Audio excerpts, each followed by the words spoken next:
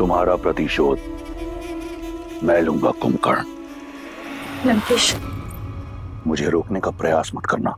लंकेश, जानती हूँ लंकेश, कुंभकर्ण की मृत्यु से आहत हैं आप, उन्हें खो चुके हैं, परंतु जो शेष है उसे बचा लीजिए लंकेश। यदि आप अब भी ना संभले तो एक दिन सब कुछ खो बैठेंगे आप लंकेश। मेरा मार्ग मत रोको मंदोदरी। मेरे मस्तिष्क पर रक्त सवार है। कहीं ऐसा ना हो कि राम से पूर्व मेरे क्रोध को तुम्हारी आहुति चढ़ जाए। लंकेश, लंकेश तनिक सुनिए। ज्ञान का सागर होते हुए भी आप कैसे अज्ञानी बने बैठे हैं लंकेश? यदि राम साधारण है तो असाधारण बल वाले कुंभकर्ण को कैसे मार सकते हैं वो? तनिक सोचिए आप। अब एक शब्द और नहीं मंदोदरी, अब एक शब्द और नहीं, अन्यथा मैं भूल जाऊंगा कि तुम लंका की महारानी, मेघनाथ की माता और मेरी पत्नी हो। यदि तुम भय से इतनी ग्रस्त हो तो मेरी तरफ से तुम्हें छूट है, जाओ उस कायर विभीषण की भांति उस वनवासी के चरणों में गिर जाओ। परंतु मेरे समक्ष मेरे भाई के संहार करने वाले की प्रशस्ति नहीं गाओगी तुम। अब इस युद्ध भूमि में रावण स्वयं उतरेगा अपने भाई का प्रतिशोध लेने। नहीं पिताश्री, पुत्र के होते हुए यदि पिता को युद्ध भूमि में उतरना पड़े, एक पुत्र के लिए आत्मदाह करने जैसा है। तुम यहां क्या कर रहे हो? क्या तुम्हारा अनुष्ठान पूर्ण हुआ? क्या निकुंबला देवी प्रसन्न हुई? क्या उन्होंने तुम्हें अपना शक्ति अस्त्र और अजय अस्त्र दिया? आप निश्चिंत रहिए पिताश्री, शीघ्र ही अपना मनोवांछित वरदान भी प्राप्त कर लूंगा मैं। किंतु पूजा संपन्न होने से पूर्व मुझे कुंभकर्ण काका की मृत्यु का प्रतिशोध लेना है। मेघनाथ, मंदोदरी एकांत, मंदोदरी एकांत।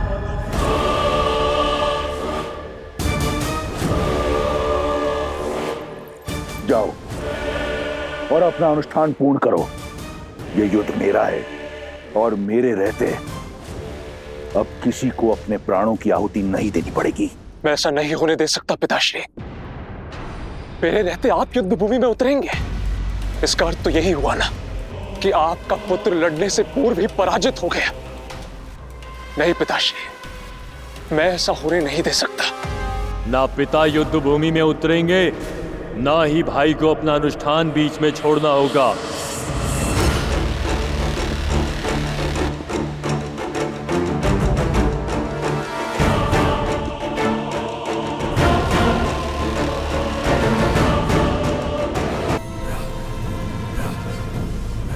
आतिकाय, पुत्र, तुम यहां क्या कर रहे हो? आप इकलौते दशानन पुत्र शेष नहीं है मेघनाथ। दशानन का यह पुत्र अभी जीवित है। मैं जाऊंगा उस नर और वानर सेना से लड़ने के लिए।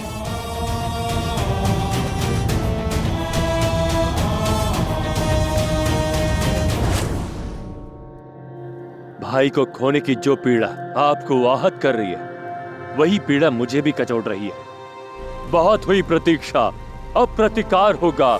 युद्ध भूमि में उन नरों का संहार होगा। आपका ये पुत्र अपने भाई अक्षय कुमार, काका श्री कुंभकर्ण और हमारे सभी सैनिकों की मृत्यु का प्रतिशोध लेगा। आप जानते हैं, मेरा वरदान उस वनवासी के जीवन को अभिशाप में बदल देने में सक्षम है। पिताश्री, ये अवसर मुझे दीजिए। नहीं पुत्र, तुम्हारा यह अनुष्ठान हमारी जीत को प्रशस्त करेगी। तुम्हें इस बात का ज्ञात नहीं। अपने तप को नष्ट मत करो। विवश कर दो निकुंबला देवी को तुम्हें वरदान देने के लिए। विवश कर दो उन्हें कि वो तुम्हें वो अस्त्र दें, वो शक्ति अस्त्र जिससे तुम अजयी होगे। जाओ और अपना अनुष्ठान पूर्ण करो। जो आज्ञा पिताश्री।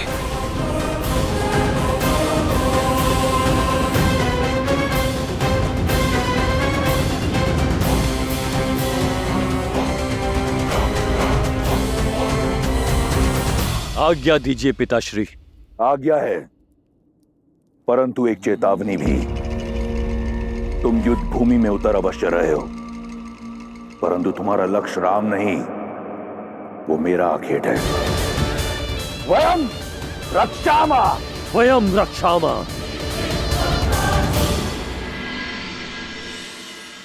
कुंभकर्ण का भी अंत हो ही गया भैया।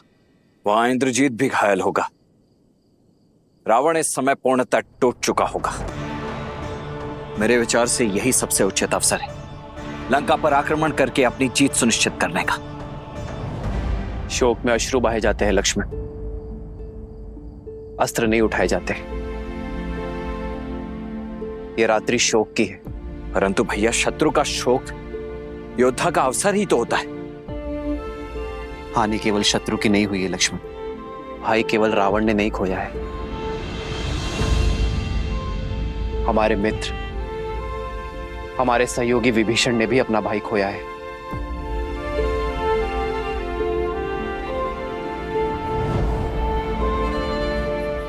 आज रात्रि उन्हें अपना मन हल्का कर लेने दो लक्ष्मण। युद्ध कल होगा।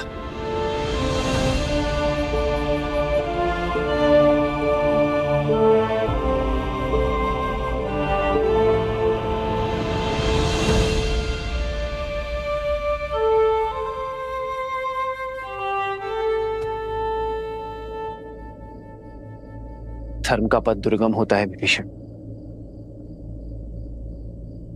सदा ही पीड़ा से होकर जाता है। मैं जानता हूं भाई से बिछड़ने की पीड़ा क्या होती, तो आपने तो वो किया है विभीषण जो धर्म कहता है। आपने अपने अधर्मी भाई को सद्मार्ग पर लाने का प्रयास किया है, किंतु अपने अंत के चयन के लिए केवल और केवल कुंभकर्ण ही उत्तरदायी है। प्रभु, कुंभकर्ण भैया ने मुझे घर का भेदी कहा। उनकी मृत्यु का कारण मैं हूं प्रभु, उनकी मृत्यु का कारण मैं हूं। सबकी मृत्यु कर्मों का ही फल होता है विभीषण। आपने तो उसे उचित अनुचित के बीच का भेद सिखाया, और जो व्यक्ति अनुचित का पक्ष लेता है उसका अंत सदैव वरदांत होता है। किंतु आशा की बात तो यह है विभीषण कि अंततः कुंभकर्ण ने अपने सत्य को जाना। इस लोक में भले ही वो पतन के संसार में रहा, किंतु परलोक में वो उचित स्थान अवश्य पाएगा।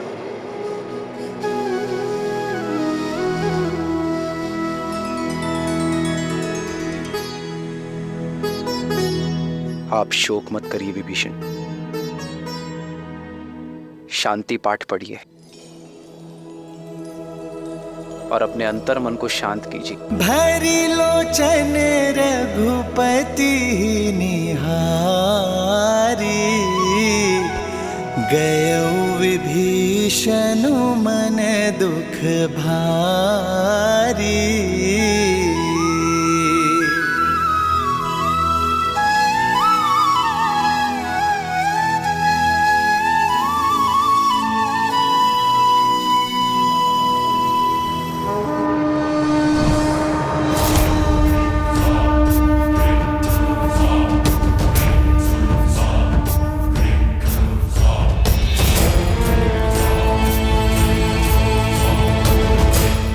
हमें तो लगा था कि ये रावण इस समय शोक मना रहा होगा, परंतु उसने तो रात्रि में ही इस युद्ध का शंखनाद कर दिया।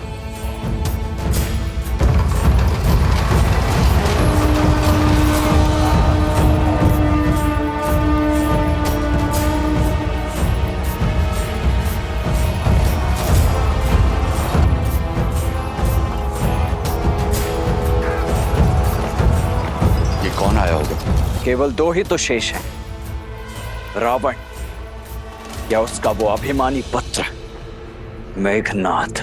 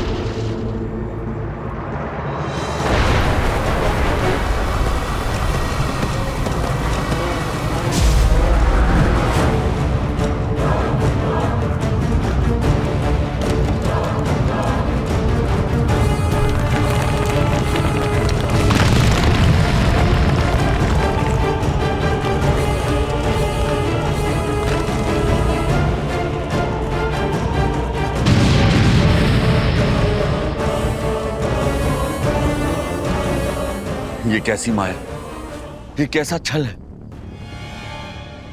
क्या ये साक्षात रावण के आने का संकेत है या मेघनाथ का?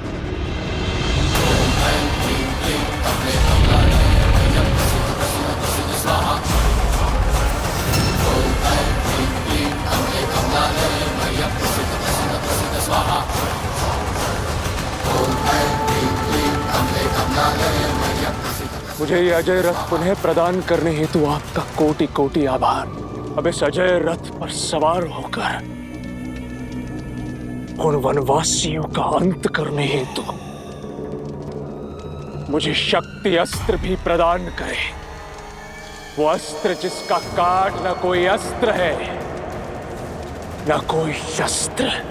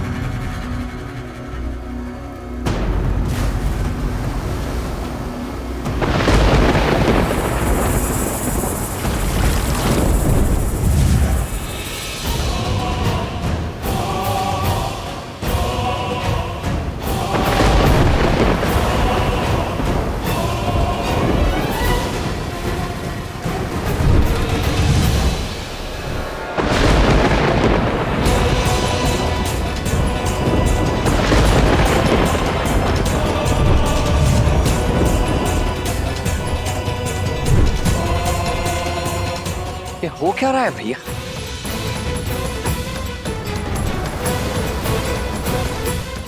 अग्नि, जल, वायु, धरा और आकाश सभी पंच तत्वों का प्रतीक है।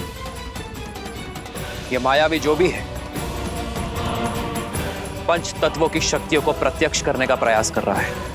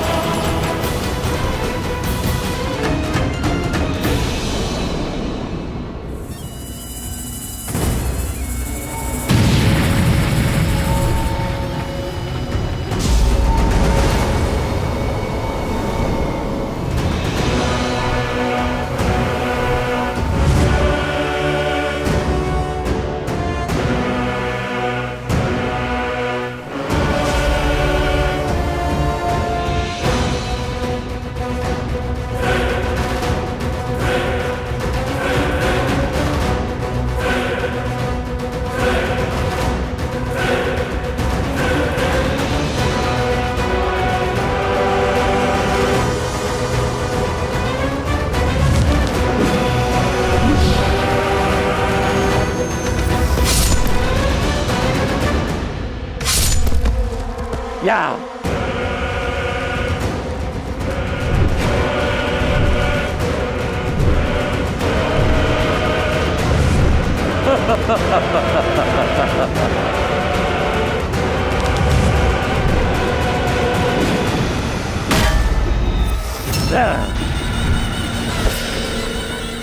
तुम्हारा लक्ष्य है भाई के बदले भाई के प्राण। तुम्हारा भाई अक्षय कुमार और मेरा भाई कुंभकर्ण, इनके संहार का प्रतिशोध होगा लक्ष्मण के प्राण। तुम्हारा हर वार काज बनकर लक्ष्मण पर गिरना चाहिए। तुम तुच्छ वानरों से लड़कर अपनी शक्ति को कलंकित नहीं करेगा यह अधिकार। मुझे राम का भाई चाहिए, लक्ष्मण चाहिए मुझे। अपने भाई अक्षय कुमार और अपने पिता के भाई वीर कुंभकर्ण का प्रतिशोध लेना है मुझे। उस राम के भाई लक्ष्मण से। लक्ष्मण, कहां छुपे बैठे हो कायर? कैसे रघुवंशी हो, युद्ध की ललकार पर भी मौन बैठे हो?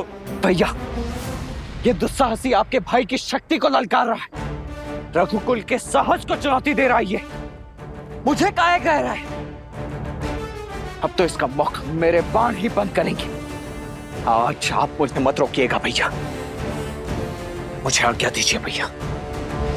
जाओ लक्ष्मण, किंतु सजग रहना। इस मायावी की शक्ति और युक्ति का हमें ज्ञान नहीं। अपनी शक्तियों को पंच तत्वों में यह बांट सकता है। विभीषण जी से पूछते हैं, वो वहीं शिविर में ही है। नहीं मित्र, विभीषण अभी शोक में है, उन्हें विचलित करना उचित नहीं होगा। आप चिंतित मत होइए भैया, आज इस दुष्ट को इसी के पंच तत्वों में विलीन कर ही आऊंगा मैं।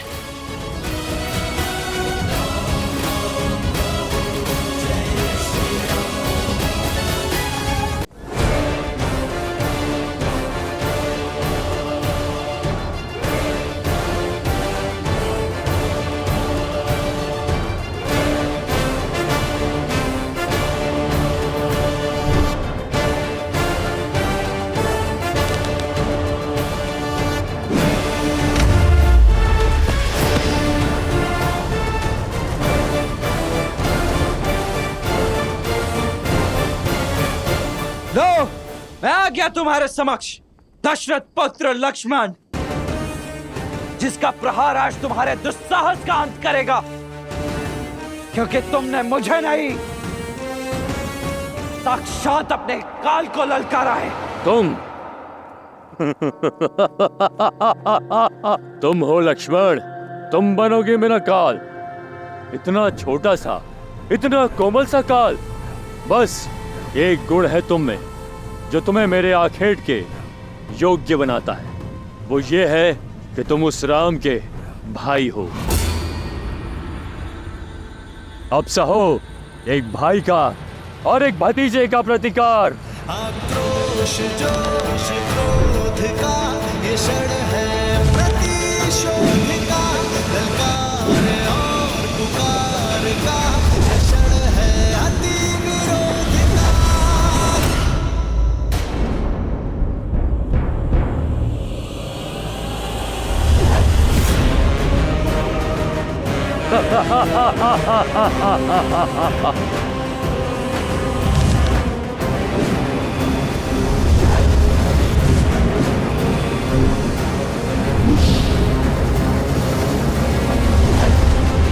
इसे कहते हैं अपने आकार से बड़ी तलवार उठा लेना। तुम ना तो मुझसे युद्ध के योग्य हो और ना ही मेरे हाथों मारे जाने के। पर राम का भाई होने का कड़वा फल तुम्हें भुगतना होगा।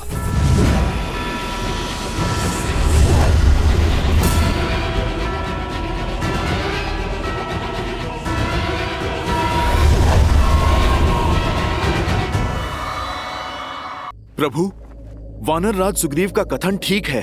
हमें विभीषण जी को बुलाकर उन्हीं से पूछना चाहिए। हमें पूछना चाहिए कि इस अतिकाय की माया का काट क्या है प्रभु? केवल ये जाकर देखो हनुमान कि विभीषण सकुशल है या नहीं। यदि वो शोक में है तो उन्हें सांत्वना देना, क्योंकि मैं उनके पास नहीं। जितनी आवश्यकता हमें विभीषण की, उससे अधिक आवश्यकता उन्हें हमारी। जाओ हनुमान।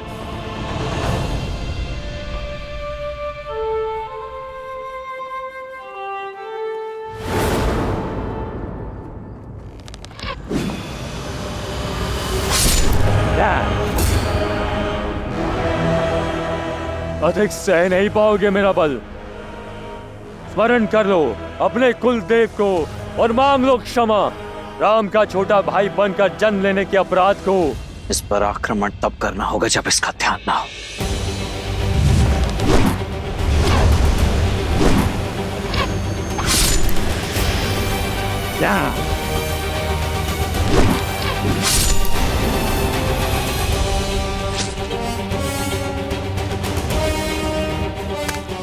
थक गए बालक? उठाओ धनुष, कोई लाभ नहीं है। चलाओ चलाओ, तुम इतने निर्बल हो चुके हो, तुम्हारे बाण मुझ तक पहुंच भी नहीं पाएंगे। मूर्ख अभिमानी!